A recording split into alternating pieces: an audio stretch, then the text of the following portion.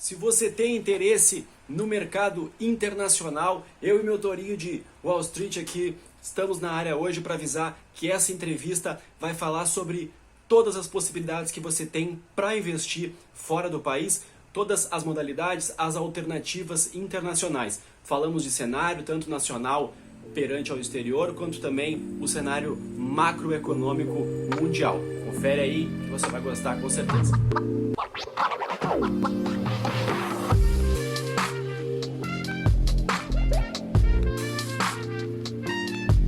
Olá pessoal, tudo bem? Eu sou o jornalista Gabriel Dutra e vamos juntos hoje aqui para mais uma entrevista e nós vamos conversar sobre um assunto interessantíssimo aí que vem ganhando cada vez mais corpo no mundo dos investimentos. A gente vai colocar nossa carteira de investimentos embaixo do braço, vai fazer uma viagem aí para fora do Brasil, mas sem sair da frente do computador, sem sair da frente do celular.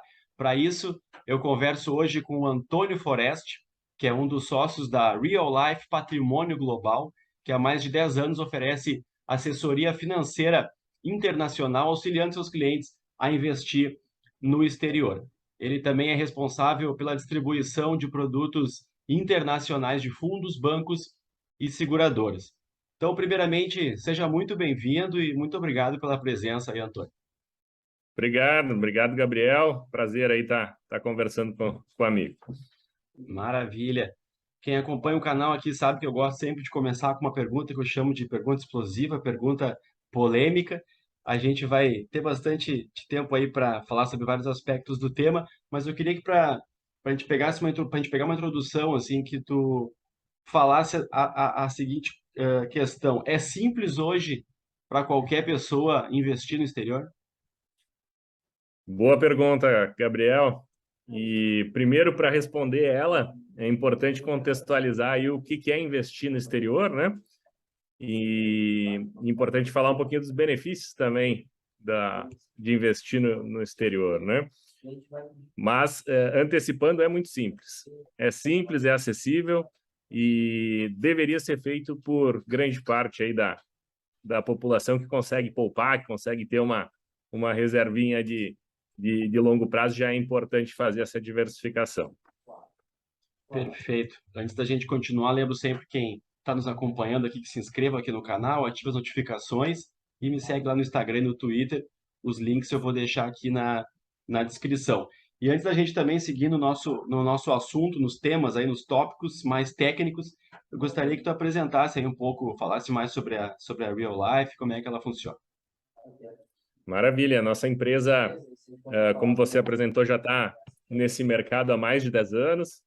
Eu vim do mercado de bancos, né, gestoras, trabalhei em bancos internacionais e ela iniciou de uma sociedade minha com o meu sócio Bruno, né, do Mucilo, que foi meu colega de faculdade, estudamos juntos na PUC em Porto Alegre. Cada um seguiu o seu caminho depois de trabalho, ele mais na área de seguros, fazendo crédito consignado. A família dele presta crédito consignado para o Santander, são os maiores fornecedores de crédito para o Santander.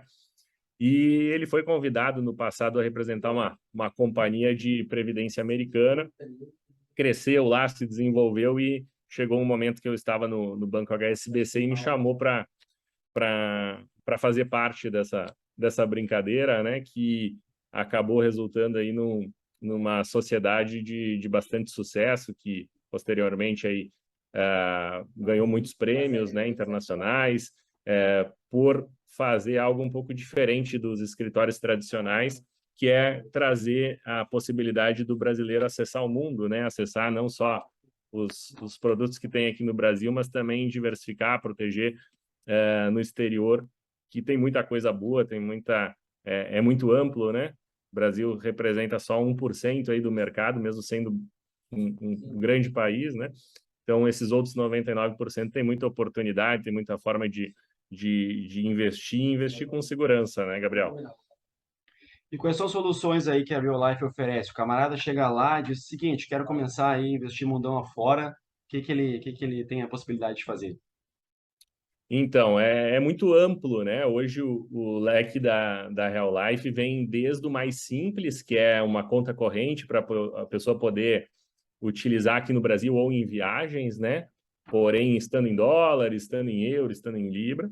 Então, desde a parte mais simples, que é acessar um câmbio mais barato, não ter o IOF de 6,38, que às vezes é um incômodo no cartão de crédito, até a parte de investimento, que é o que a gente se dedica mais, né? De auxiliar o cliente dos dólares fazer mais dólares, né? Gerar ali os rendimentos ao longo do tempo e de uma forma que ele não precise ser um especialista. Então, esse é o nosso principal ponto nos investimentos, é facilitar essa linguagem para o cliente e fazer com que não seja um problema e sim uma solução para ele esse investimento. Depois disso, Gabriel, a gente tem algumas estruturas para clientes específicos de seguros offshore, né, que podem ser tanto de vida como na parte de saúde, né? Então, o cliente que quer acessar um hospital sírio-libanês, um Albert Einstein, se precisar tratamentos médicos aprovados pela FDA nos Estados Unidos, né, tem acesso a soluções que servem para proteger o capital dele, para que ele não degrade aí grande parte do patrimônio com soluções de saúde e também na sucessão ter uma indenização em dólar, enfim, contratado lá fora. Tem muito produto sofisticado e que complementa aí um planejamento inteligente de longo prazo. O pessoal que acompanha aqui tem bastante interesse em investimentos, em bolsa de valores. O cliente aí de vocês também, ele consegue ter alguma assessoria para investir em fundos, em ações das empresas lá fora?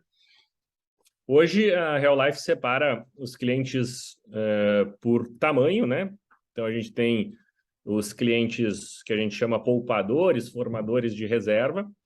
São pessoas que querem diversificar, porém ainda não têm uma liquidez muito alta, então eles vão fazendo algo regular, vão engordando a sua reserva lá fora, com diversos interesses, né? Diversificação, criar uma renda que não dependa do Brasil, né? Então, se o Brasil vai bem, eu estou com grande parte do meu patrimônio aqui crescendo, mas se o Brasil tem os seus períodos ruins aí ou vai mal, eu tenho uma estrutura que me angarie.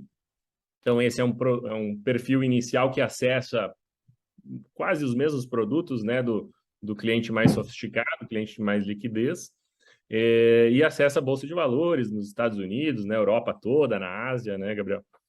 Legal. Eu vi um termo ali que tu usou nas redes sociais ali, que é assessoria global, né? E aí tu fala bastante ali sobre os atrativos, né, de acessar esses melhores ativos mundiais.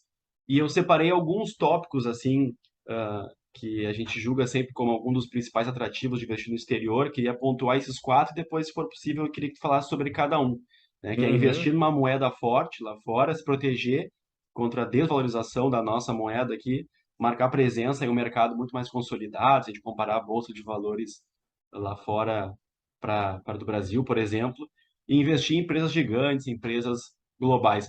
Então, se for possível, eu queria retomando cada um assim, que tu falasse primeiro da importância né, da pessoa estar investindo numa moeda forte, numa moeda global.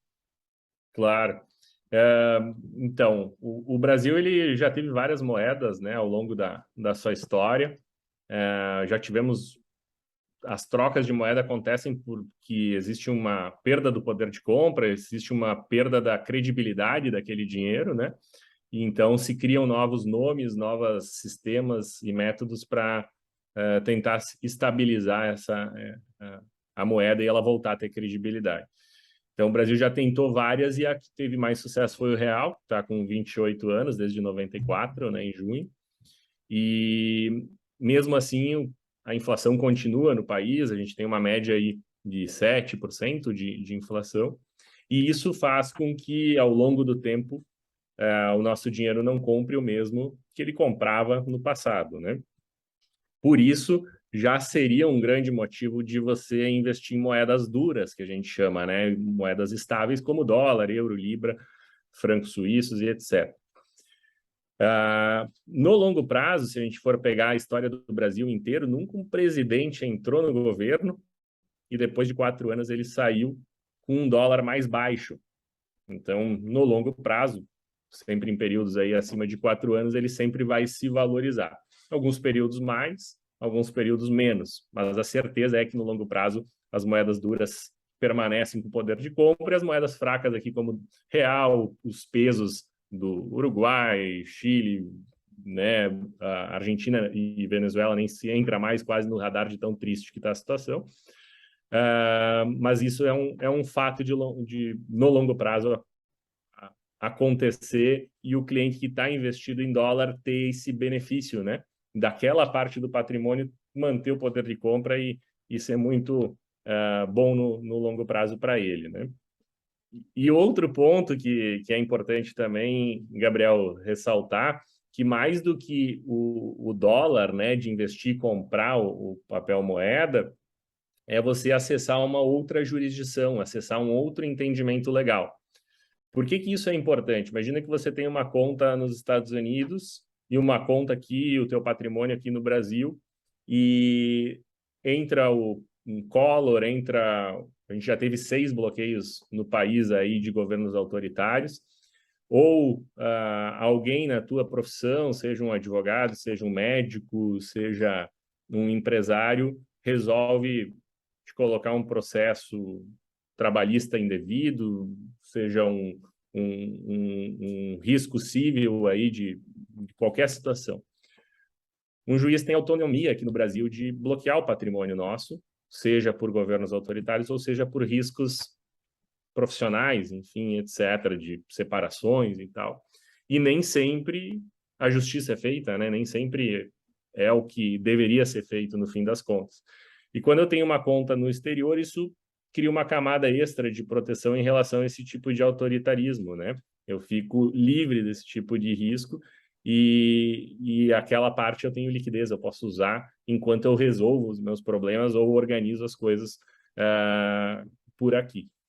Então, ano de eleição, né, é importante, as pessoas ficam mais auriçadas em relação a isso, e por isso que os grandes bancos, as grandes gestoras recomendam que todo mundo deveria ter ali pelo menos 20%, 30% no exterior. Nem tanto pela moeda, que hoje em dia se acessa aqui pelo Brasil, né, fundos de câmbio, enfim, etc., mas principalmente pela essa diversificação jurídica, né?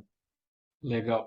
E falando em diversificação também, né, a gente sempre fala que a diversificação é um dos pontos mais básicos aí de quem investe, e aí trazendo para a bolsa lá fora, por exemplo, né, ela está muito mais consolidada, o mercado lá está muito mais consolidado que aqui no Claro. Brasil. A gente tem 5 milhões de investidores aí no Brasil, de um total de 200 e tantos, e lá nos Estados Unidos 60 e poucas pessoas já investem em bolsa, né?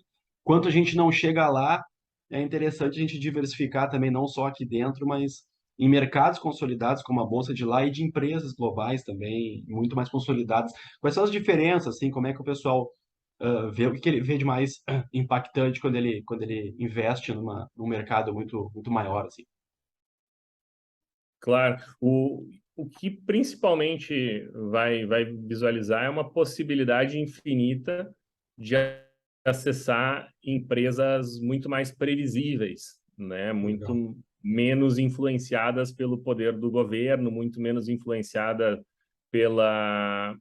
pelo microeconomia e muito mais diversificadas. Então, se eu vou comprar uma Microsoft hoje e colocar na minha carteira, ou uma Visa, ou uma Nike, uma Nestlé, são empresas que não operam somente nos Estados Unidos. Elas têm operação na Europa, elas têm operação na Ásia, na América Latina, né? E isso vai trazer um menor risco geográfico, político, social, né? E eu consigo ter um horizonte de crescimento de acordo com a gestão bem feita dessa empresa e transparente, porque estão em bolsas também que são muito bem reguladas e tudo isso. Então, acaba que o cliente consegue botar ali uma cesta de ações muito mais previsíveis, né? E de crescimento duradouro do que consegue fazer no Brasil com empresas que às vezes ficam sujeitas a uma troca de governo e um aumento de impostos, a uma sanção aqui ou ali, né? Então acaba ficando mais fácil, né, de fazer isso. Que legal. E os dividendos que a pessoa recebe vem em dólar daí, né? Tem isso também. Opa, essa é a parte boa, né, de quem já está vivendo esse mundo. A gente tem pessoas aí que já estão aposentadas em dólares, já estão recebendo há muito tempo, desde que o dólar era 1 por 1, 2 por 2, que a gente começou a trabalhar, 2 por 1, né? Que a gente começou a trabalhar com isso. E sim, recebe em dólar, ou conta em dólar, né? Já usufrui aí e podendo escolher se quer receber trimestral, semestral, né? Os dividendos, os cupons aí, né? Que dá para se comprar renda fixa lá fora e ter cupons entrando aí dentro da carteira. Beleza. A gente vem acompanhando aí algumas quedas do S&P 500, né, que é o principal indicador lá da Bolsa de Valores norte-americana. Ele acumula queda já de 6,5, mais ou menos, nos últimos 12 meses, e está caindo 13 e alguma coisa só em 2022 agora. Aí eu te pergunto assim, além do mercado norte-americano ter essa atratividade, por essa consolidação assim muito maior do que aqui e atrair o investidor, também é um bom momento agora para entrar na Bolsa Americana, por exemplo, porque ela está passando por esse chãozinho aí da curva. É um bom momento, sem dúvida, é um bom momento para o investidor de longo prazo, para o investidor que sabe comprar bons ativos, né? Então, a gente está num período já considerado de recessão nos Estados Unidos por ser o segundo trimestre consecutivo de queda, então, tecnicamente, já é uma recessão, caiu 1,6 no primeiro trimestre, 0,9 no segundo trimestre. E, normalmente, quando isso é revelado ao mercado, quando o mercado assimila que existe uma recessão, ele já corrigiu, ele já se antecipou a esse movimento e já precificou esse menor crescimento, esse período de baixa. Então, quem entra nesse momento de pavor, né, que a gente chama, que é um momento de, poxa, tudo estava subindo há tanto tempo e agora caindo, né, que coisa ruim, vou sair. É um movimento ao contrário que deveria ser feito. E quando a gente olha nos últimos 50 anos do mercado americano, né, sempre que houve uma recessão, ela durou muito pouco tempo. Então, ela dura no máximo 1 ano e meio. Então, se a pessoa tiver tranquilidade, não precisar daquele dinheiro por, na média, 1 ano e meio, ela vai ter uma retomada e vai passar já a ter uma tendência de alta, que é o que pode estar acontecendo agora. E os períodos de crescimento, que são chamados os períodos de bull market, né? Eles duram em torno de 7 anos. Então, o período de crescimento é muito maior do que o período de queda.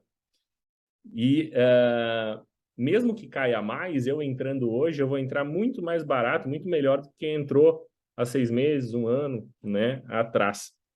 E tem muita oportunidade. Então, isso que é bacana desses momentos de recessão e de queda, porque aparecem muitas empresas baratas, né, corrige demais e devem puxar muito bem. Então, quem compra mais barato acaba ganhando mais dinheiro no longo prazo. É aquela história, né? Como é que é? Compra ao som de canhões e venda ao som dos violinos. É isso aí. Falando sobre o cenário americano ali, tu citou a recessão, né? A gente vê Estados Unidos com taxas de juros, né, recordes aí nos últimos tempos e a inflação também.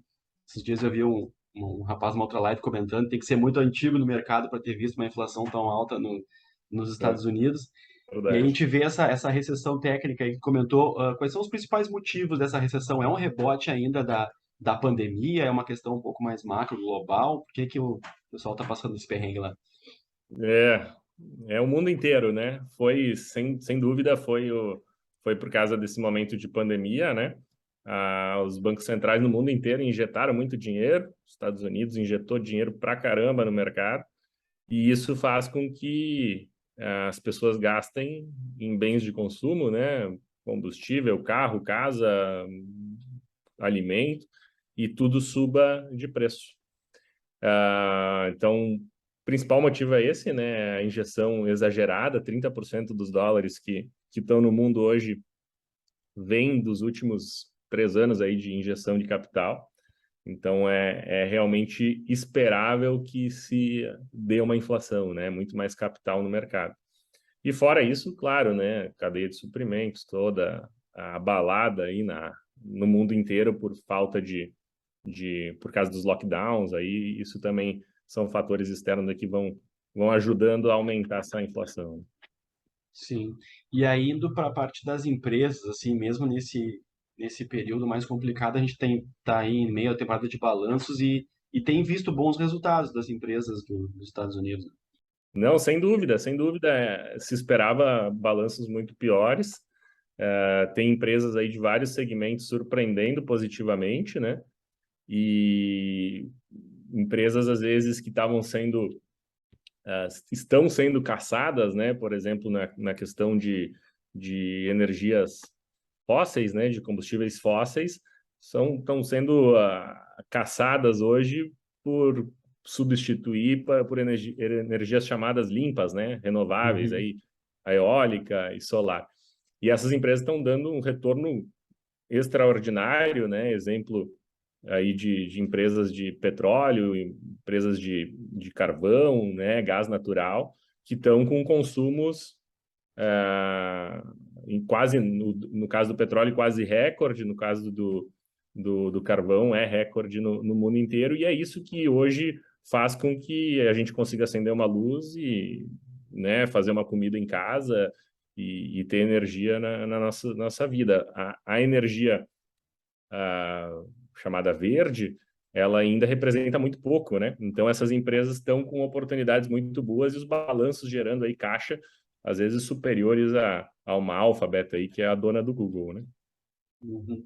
Falando das empresas de petróleo, a gente viu também sobre a guerra da Ucrânia, afetou muito essa questão aí. Como é que está essa questão ainda?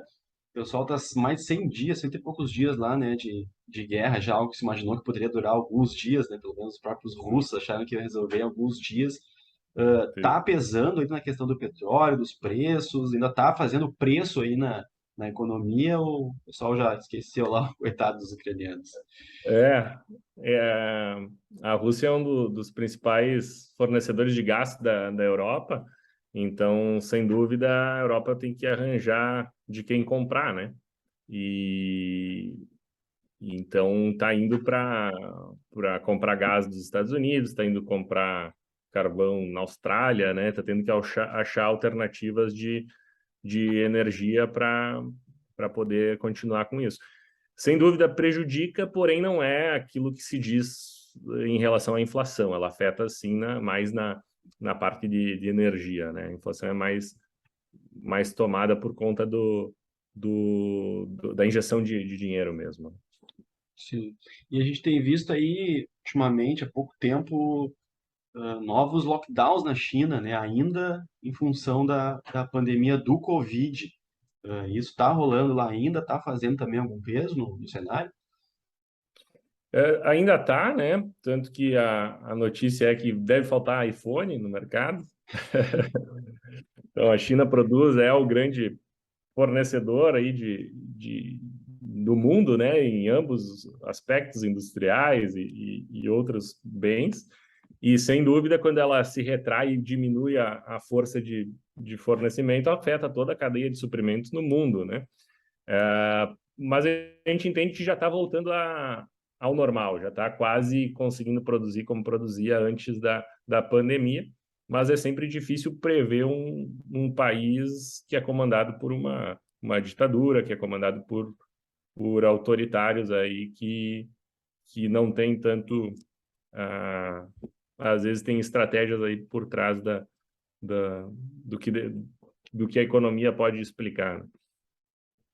E a gente tentando já, conseguindo se livrar da pandemia de Covid, vem a tal da varíola dos macacos, agora essa. Eu queria saber também se isso está fazendo também preço nos mercados globais, ou depois do coronavírus o pessoal está assim, olha, bah, não quero nem saber disso aí, eu não aguento mais essa doença. Mais uma, isso também tá afetando de alguma maneira aí as precificações? Acho que não, Gabriel. Acho que isso já foi entendido, assim, que o que de fato vai causar um lockdown, o que de fato vai ser um grande problema em relação àquilo que é mais criado pela mídia, por canais que querem manipular de alguma forma o globo, né? Então, isso já se identificou que foi para um público específico que também não está sendo tão letal, né? E não está sendo, enfim, tão não está afetando não, acho que não temos um novo Covid aí, né? Sim. Que o grau de infecção também, de transmissão, né, mais, de outra maneira, né, então também não necessita esse essa restrição, né, esse distanciamento. E aí, como se não bastasse, né, problemas globais, a nossa amiga lá, Nancy Pelosi, a presidente da Câmara dos Estados Unidos, deu um passeio esses tempos aí em Taiwan, né? E a China disse que não era para ela ir, que eles iam realizar represálias. Ela foi mesmo, ninguém me segura, eu vou. E aí depois ela foi, teve exercícios de guerra lá e já começou uma tensão lá. A gente vai ter Poxa. mais uma tensão aí também, mais algum problema global? Ah, sempre temos, né? O meu sócio que estuda muito a parte de guerras costuma dizer que a gente vive mais em período de guerra do que de paz, né? E então é comum esse tipo de situação e muito difícil de prever, né? Então sempre tem tensões, a questão política é muito complicada. Taiwan é um ponto muito estratégico para o mundo hoje moderno, né? Que fornece chips aí para quase tudo que a gente usa, né? Os nossos computadores, celulares, carros e etc. Eles produzem quase 50% dos chips no mundo. E é um país livre, né? É um país que, na verdade, fugiram os capitalistas do Mao Tse-tung e foram lá para Taiwan porque perderam a guerra na China. Então, criaram ali uma economia mais livre e com também condições de vida mais livres, né? As pessoas podendo optar do que fazer sem aquele autoritarismo chinês. E a China nunca aceitou isso, né? Então, quando um americano, que acho que de qualquer forma vai de uma forma livre, como vai para a Europa, como para qualquer lugar do mundo, foi a Taiwan e os chineses quiseram mostrar que não não é bem assim, não é tão livre quanto parece Taiwan, né? Mas é um país admirável hoje, né? Legal. Tu citou aí as empresas de chip, né, que a gente vê bastante forte lá em Taiwan. Eu queria entrar num assunto aproveitando. Eu sei que tu não é analista, não vai dar aqui uma recomendação, não é para sair correndo para comprar lá o que o Antônio falar aqui, mas eu queria saber assim se tu tem alguns setores, né, específicos nesse mercado norte-americano, principalmente, que tu acha mais atrativos, assim, seja setores consolidados que sempre te agradam ou setores para aproveitar esse momento. Então, eu gosto do mercado internacional porque ele te permite investir em mais setores do que o Brasil. O Brasil é baseado em commodity e bancos, né? Grande parte da bolsa é isso. Lá Uhum. fora a gente tem empresa de tecnologia que a palavra da vez é disruptivas, né? Elas criam aí formas de viver muito mais fácil e, e essas empresas têm, no longo prazo, uma tendência de crescimento muito alta. Então, a tecnologia, pensando para longo prazo, não especulativo, tá? A gente não se mete muito em questão especulativa, aquela oportunidade que eu sei que é bom, né?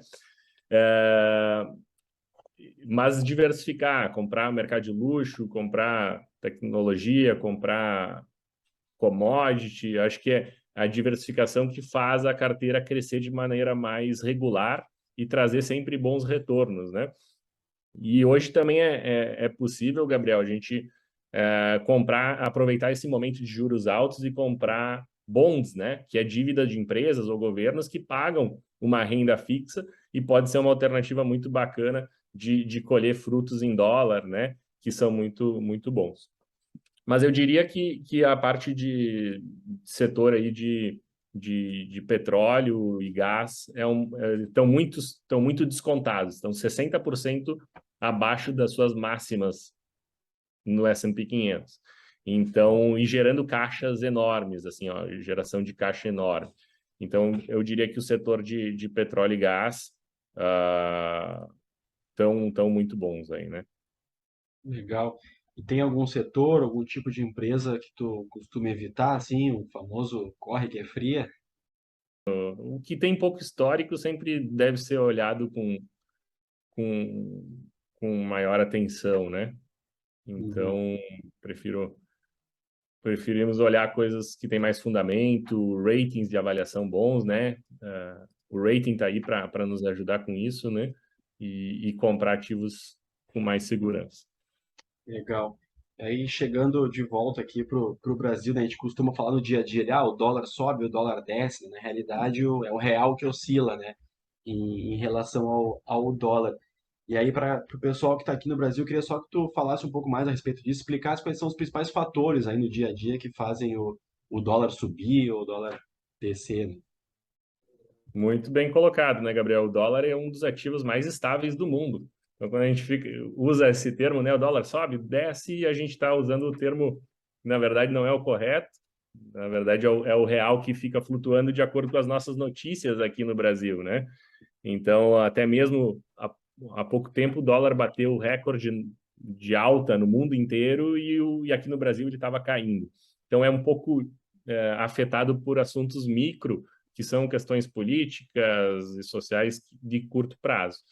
Mas no longo prazo, o que vai influenciar de fato no crescimento do dólar e o quanto ele vai subir ao longo do tempo vai ser a diferença entre a inflação americana, que nos últimos 30 anos é de 2%, 2%, 3% no máximo, e a diferença da inflação brasileira, que falando aí dos últimos 28 anos, né, ela é numa média aí de 7%. Então, essa diferença, que dá em torno de 4%, 5%, deveria ir deslocando o dólar para cima ao longo do tempo, né? Então, esse é o principal fator. Quando a gente tem uma inflação menor, o dólar deveria se manter mais estável, né? Quando a gente tem uma inflação maior, o dólar deveria se deslocar. Então, por isso que se eu fosse deixar uma recomendação é de enxergar o dólar crescendo sempre no longo prazo. Certo.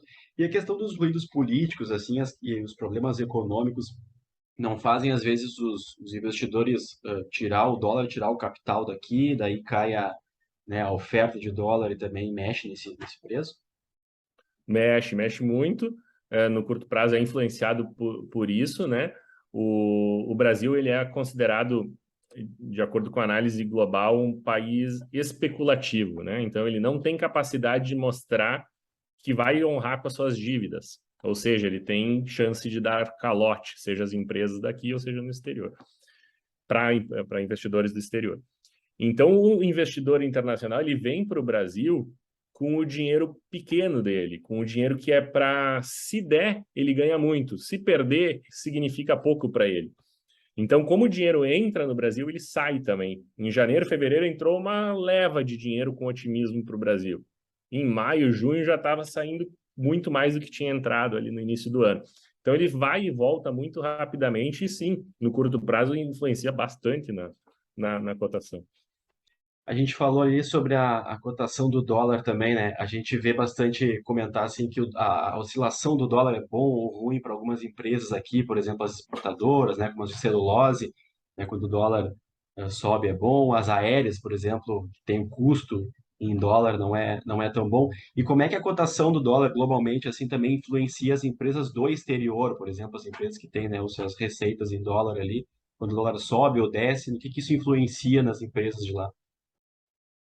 Então, o dólar tem estabilidade e é por isso que é a moeda de conversão mundial, né? Então, o mundo inteiro negocia com dólar, né? E esses dólares são estáveis para compra de bens para venda, porém, alguns países, principalmente os menos desenvolvidos, têm a volatilidade como o real tem, como os pesos aqui têm. Países da África, da Ásia, do leste europeu têm as moedas fracas. E isso acaba migrando o fornecimento de certos produtos de uma região para outra, né? Então acaba influenciando o desenvolvimento ou não de uma região. O Brasil exporta muita commodity, é bom, né, para um país exportador que tenha um dólar alto, porque é mais recebimento, é mais lucro para as empresas aqui no Brasil. E isso acontece da mesma maneira com empresas de fora, né? Se eu estou vendendo, sou uma empresa americana e estou vendendo para a Inglaterra, que tem uma libra mais valorizada, e se ela está mais valorizada, eu estou tendo um benefício porque o inglês ele está podendo pagar mais, né? Então, a mesma coisa para a China, né, que recebe muitos dólares do mundo inteiro, é importante que ela o dólar forte compra mais produtos chineses, enfim. Então, afeta totalmente, né? O dólar é um ativo muito procurado em momentos de crise, tanto é que atualmente ele está no seu máximo aí dos últimos 20 anos em relação a uma cesta de moedas, em relação ao euro, em relação à libra, franco, né? A yuan. E então, sim, né? Vai muda toda a cadeia de acordo com a valorização, a credibilidade dessa moeda no longo prazo aí, né? E nas operações de compra e venda. Legal. Lá no início do nosso papo, tu falou sobre, né, a cotação do dólar, a diferentes moedas, daqui a pouco está subindo globalmente, mas está caindo aqui. E aí até existe um índice, né, que é o DXY, é isso que ele mede Uhum. a oscilação do dólar frente a um grupo de moedas, é isso? Isso mesmo, isso mesmo. Então é um panorama para saber como que o dólar está sendo visto, né? Então o dólar ele sobe sua credibilidade se os Estados Unidos está crescendo ou se o mundo está às vezes caindo, né? Tá perdendo poder. Então é importante ter paralelos. Quais são as moedas mais estáveis? Então eles fazem um pacote de moeda, uma cesta de moedas que a principal é o euro, né? Então, 60% é composto pelo euro, e ali a gente consegue ver a força dessa moeda em relação às outras, né? E mesmo às vezes o real estando totalmente. O Brasil ele não é um paralelo para isso. Muitas vezes o dólar aqui está super desvalorizado, enquanto no mundo inteiro ele tá crescendo. Certo. E voltando para a bolsa daqui, agora a gente fica indo e voltando, mas, né, os assuntos se intercalam, né? A gente vê, às vezes, o pessoal falando uma seguinte expressão: ah, a bolsa brasileira rendeu tanto em dólar, né? O que que é isso, afinal? Como é que é esse rendimento da bolsa em dólar? Não é nem bom falar isso para o brasileiro. É complicado. A bolsa em dólar, ela é analisada muito pouco pelas pessoas aqui porque elas só investem no Brasil. Então, indiferente do que acontece lá fora, o cara acaba enxergando muito a micro-região.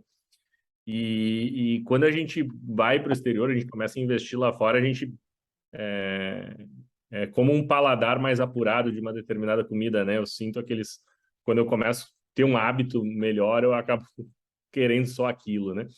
E é porque a gente começa a ficar um pouco mais frio em relação ao Brasil, porque embora a gente seja aqui no escritório totalmente patriota, a gente que acredita muito no nosso país no longo prazo, tanto é que tenho 2 filhos aqui, família, estou construindo, né? É uma questão que a gente quer que o nosso país vá muito à frente.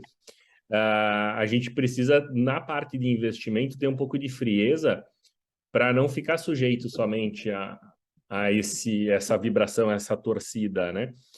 E quando a gente esfria um pouquinho e sai um pouco do Brasil e começa a analisar o mundo como um todo, a gente percebe que não necessariamente o nosso país ele nos gera ganhos, né? Na verdade, a gente é um pouco enganado por causa da nossa inflação e por causa da desvalorização do real.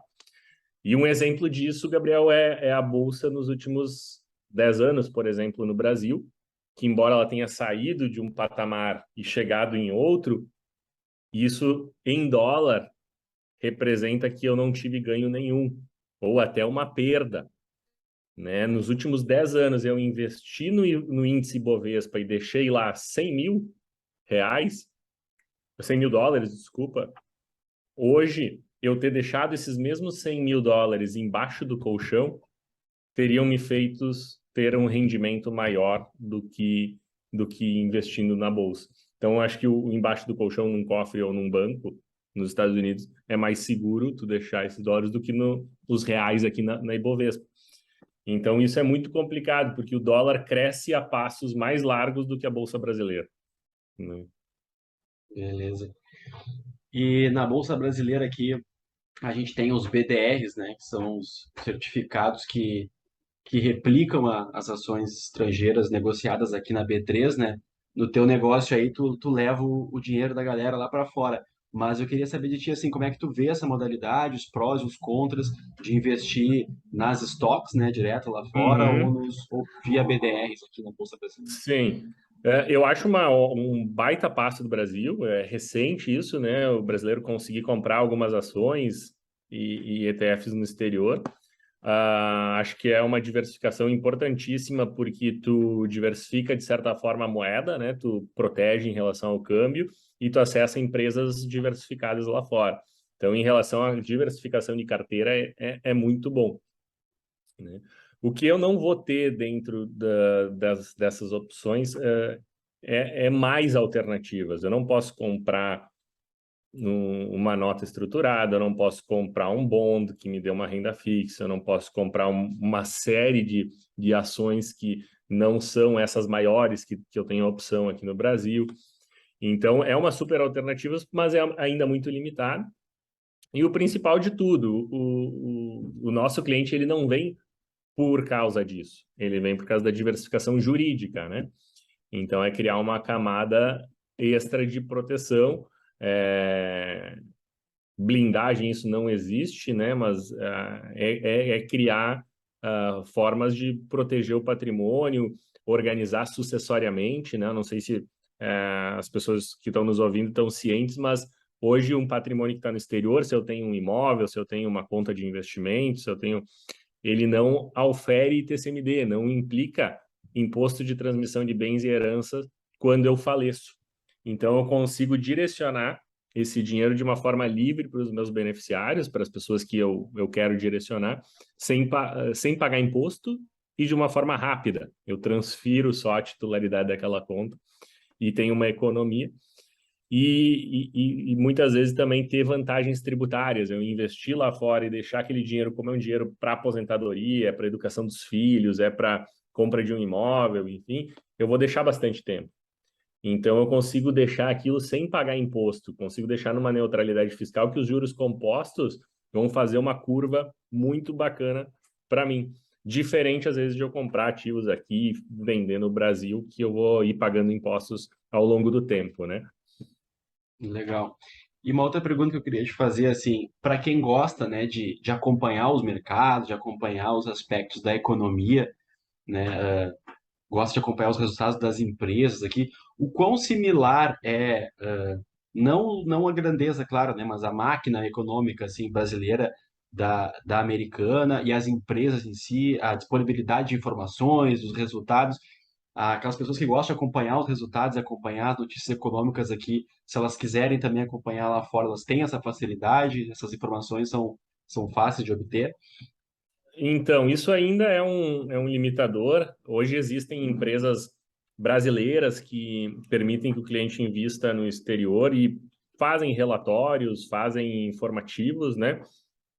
Porém, sempre a gente percebe muita tendência nesses relatórios, muita pouca imparcialidade, né? E nos relatórios em português mais disponível. Então, acaba sendo mais fácil comparar com relatórios em inglês de outros bancos, né? Daí pega um misto de bancos lá fora, do JP Morgan, do Credit Suisse, de vários bancos e tenta tirar uma conclusão própria que acaba levando muito tempo, né? Talvez por aqueles mais focados aí dos teus ouvintes, seja uma maneira interessante de fazer essa análise, mas grande parte dos nossos clientes são muito ocupados, né? A gente atende gente que tem muito sucesso nas suas profissões, seja advogado, médico, empresário, e quer chegar em casa depois de um longo dia de trabalho e brincar com os filhos, e fazer o que gosta e fazer o churrasco dele e não ficar analisando essas partes que às vezes é muito complicada, ou se faz isso e gosta dessa brincadeira de ir a fundo, faz com uma parte menor do patrimônio, e deixa a grande parte com os gestores, com pessoas aí que ele confia para fazer essas escolhas, né, Gabriel? Legal. Falou também sobre eleições ali, um- algumas respostas atrás, assim. Como é que tu vê aí, vou te botar perto da hélice agora. Como é que tu vê aí, como é que tu tá vendo essas eleições aí? A gente sabe que certamente vai ficar aí entre Lula e Bolsonaro, né? Quase possível agora surgir uma terceira, um terceiro concorrente aí com chances de ganhar nessa reta final. E aí eu queria saber de ti, assim, como é que tu vê os reflexos reais de cada um desses vencedores aqui na economia e como é que tu vê o mercado externo olhando para cada um desses vencedores, né? O mercado, quando se fala, os caras, né? Como diz o outro, essa entidade fantasmagórica, assim, como é que tu vê os reflexos reais, a possibilidade de cada um e como é que o mercado externo vai ver isso? Claro.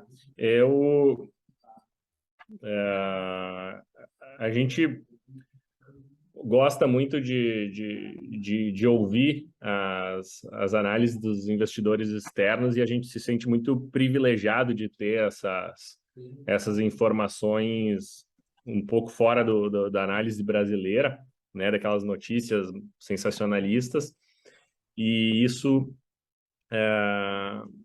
e o investidor internacional, que representa grande parte da Bolsa brasileira, dos investimentos aqui no Brasil, uh, analisa o Brasil com uma ideia de curto prazo. Então, ele visualiza diferente de nós que moramos aqui. A gente quer o melhor, né, culturalmente para o nosso país, a gente quer melhor em costumes, a gente quer melhor na questão de valores, a gente quer viver aqui, né? Grande parte do brasileiro quer seguir a vida inteira por aqui e quer isso de melhor. Então, esse é um pensamento de um país no longo prazo. A outra questão é o pensamento do investidor, que quer ver o dinheiro dele sair de 5 para 6, de 10 para 20. É isso. Então, ele usa o Brasil como uma ferramenta de ganho, não uma ferramenta de proteção. Se ele quer proteger, ele bota na Suíça, ele bota nos Estados Unidos, ele bota em Hong Kong, ele bota em outros lugares que vão ser mais previsíveis. E pensando nisso, para eles olham o gráfico da Bolsa Brasileira, dos juros brasileiros, enfim, e direcionam o dinheiro de acordo com o crescimento. E o crescimento num governo de PT, num governo de direita, às vezes a gente teve mais num governo de PT do que no de direita. Então é um saco isso, eu não gosto. Então, mas é uma realidade de como a Faria Lima, né, que é o reflexo do exterior, enxerga o Brasil. Né? Sim. Voltando um pouco ali para real life, né? Tu comentou ali naquela parte tributária e sucessória ali também. A empresa oferece um seguro para estudante que quer ir para o exterior também, é isso? Sim, a gente tem hoje contrato com duas companhias americanas que fazem seguro saúde, né, para brasileiros que querem fazer os tratamentos aqui no Brasil, querem ter livre escolha, né? A opção por isso é ter livre escolha, não precisar ficar dentro. Tem Unimed, eu tenho certos hospitais que eu posso ir. Eu tenho Bradesco, eu tenho certos hospitais. Esses planos servem com uma situação de franquia que você tem livre escolha e pode acessar, inclusive, hospitais no exterior. Então, eu quero fazer um tratamento de câncer em Houston, quero fazer algo no exterior, eu posso fazer. Em relação ao seguro de educação, de estudos, essas companhias oferecem também. Então, um filho vai estudar no exterior, faço o meu seguro já aqui no Brasil, que ele não precisa se preocupar com isso lá no estágio que ele vai fazer ou na experiência que ele vai ter lá fora. Já sai daqui sabendo, porque o custo da saúde no exterior é muito maior do que aqui no Brasil. Então, ele não pode ter surpresas com esse tipo de coisa lá, né? Legal.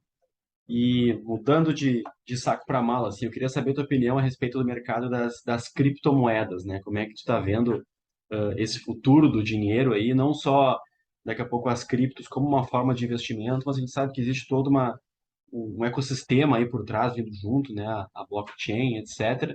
E as diversas criptos que vão surgindo aí. Como é que tu está vendo isso aí? Vai para frente, na tua opinião?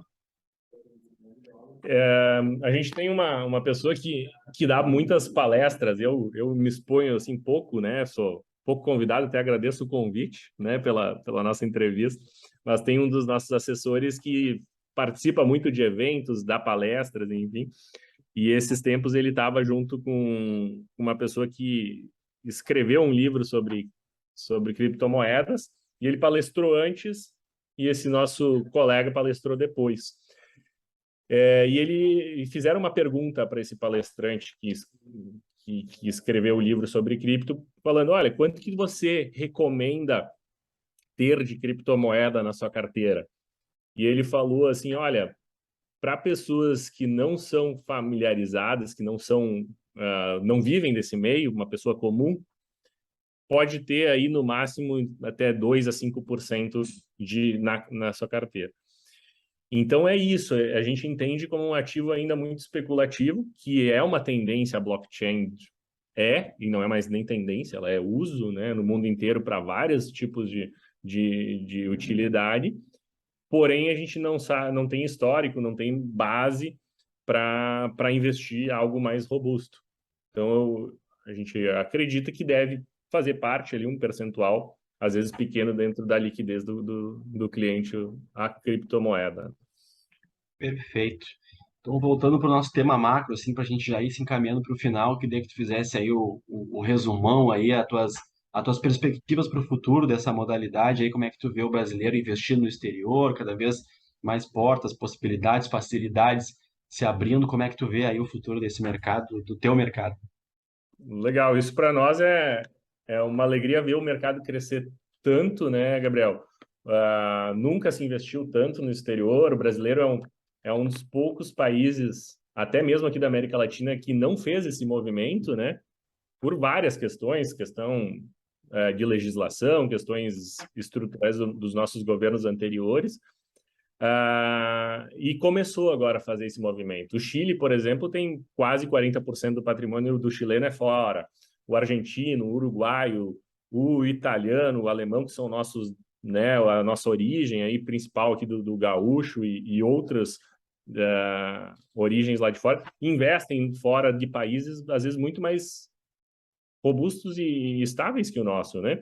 E o brasileiro começou a fazer esse movimento e começou a ter cultura e começou a aumentar isso de uma maneira muito rápida. Então tá bem legal esse movimento de diversificação está acontecendo de uma forma natural. Os caminhos estão todos bem lubrificados aí que a gente fala, né? E então está tendo a possibilidade de acessar produtos muito bons lá fora e isso só está começando, né? Percentual ainda muito pequeno, ali 2%, 3% do investidor diversifica e diversifica de uma maneira organizada, com consciência, né, da tributação, da sucessão, de tudo que envolve isso.